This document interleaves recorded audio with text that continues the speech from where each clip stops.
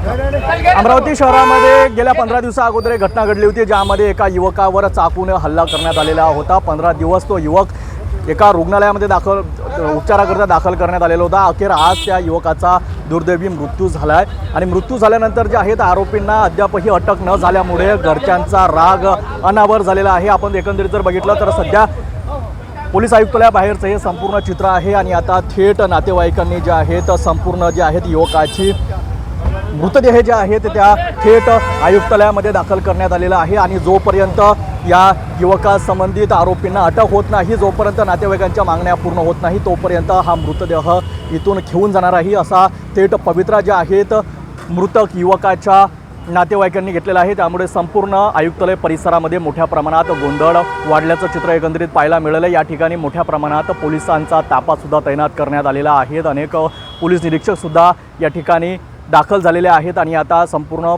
पोलिसांच्या निगराणी जे आहेत मृतदेह आयुक्तालयाच्या बाहेर म्हणजेच त्यांच्या घरी पाठविण्यात आलेला आहे। तर या ठिकाणी मोठ्या प्रमाणात तणावाचं वातावरण निर्माण झालं आहे, असं एकंदरीत सुद्धा माहिती समोर येत आहे। प्रशासनाला एवढीच विनंती आहे की माझ्या पोरावर अत्याचार झालेला आहे, माझ्या पोरावर ज्या लोकांनी अत्याचार केला त्या लोकांना उमर कैद झाली पाहिजे, असं माझं म्हणणं आहे। आणि ते कोणी पण असो, जेवढे तुम्ही तुमचा तपास करा, तुम्ही त्यांचा शोध लावा, तेव्हाच त्यांना अटक होईल, तेव्हाच त्यांना हे मिळेल, सजा मिळेल, अशी माझं म्हणणं आहे। माझ्या पोराला न्याय मिळाला पाहिजे। नाव काय मुलाचं? शेखर नेतनराव। घटना काय घडली होती?